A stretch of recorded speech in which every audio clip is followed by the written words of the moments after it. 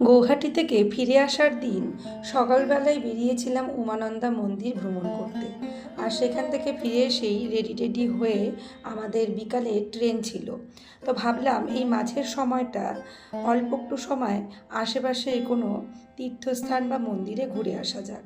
YouTube আর গুগলের সাহায্য নিয়ে আসামের গুয়াহাটির সন্ধ্যাচল পাহাড়ের পাদদেশে অবস্থিত এই বশিষ্ঠ আশ্রমে, এটি একটি পবিত্র ও ঐতিহাসিক তীর্থস্থান বলে পৌরাণিক কাহিনীতে উল্লেখিত রয়েছে, সেই জায়গায় আমরা চলে গেলাম। এখানে নাকি ঋষি বশিষ্ঠ তার ধ্যান সম্পন্ন করেছিলেন। আহোম রাজা স্বর্গদেও রাজেশ্বর সিংহ 1800 শতকের দ্বিতীয়ার্ধে এই আশ্রম ও শিব মন্দির নির্মাণ করেছিলেন। এই আশ্রমের পাশ দিয়ে বয়ে চলেছে 3টি পাহাড়ি নদী, সন্ধ্যা, ললিতা ও কান্তা। এই আশ্রমের প্রধান আকর্ষণ ও এর পেছনে গল্প অনেক রয়েছে। হিন্দু পৌরাণিক কাহিনী অনুসারে বশিষ্ঠ মুনি ছিলেন সপ্তর্ষিদের মধ্যে অন্যতম। কথিত আছে, গুয়াহাটির এই শান্ত নির্জন পরিবেশে তিনি বহুকাল ধ্যান করেছিলেন। আশ্রমের ঠিক পাশেই এই যে 3টি পাহাড়ি নদীর কথা উল্লেখ করলাম, এই সন্ধ্যা, ললিতা এবং কান্তা একসাথে মিলিত হয়েছে এই সম্মিলিত ধারা বশিষ্ঠ গঙ্গা নামে পরিচিত। এখানকার স্থানীয়দের বিশ্বাস, এই পবিত্র জলে স্নান করলে সমস্ত পাপ নাকি ধুয়ে যায়।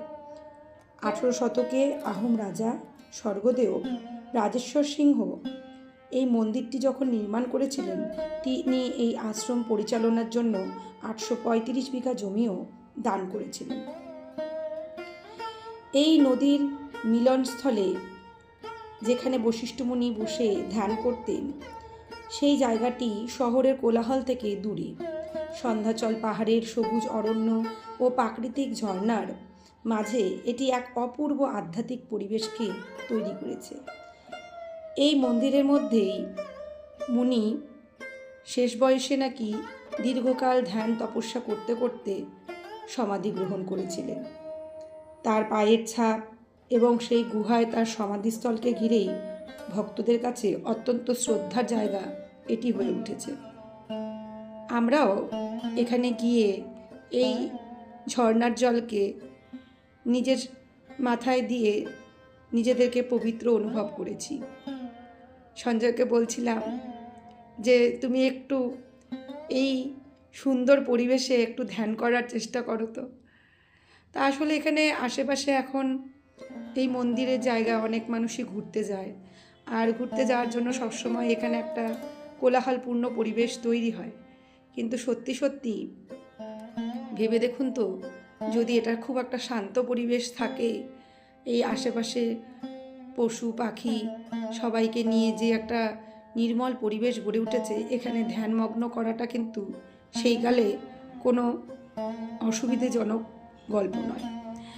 তো এখানে আমরা আশেপাশে একটু ভুট্টা কিনে বাদর, তারপরে ছাগল সবাইকে খাওয়াচ্ছিলাম, আর ওরাও দেখলাম সুন্দরভাবে খাবারগুলো খাচ্ছিল।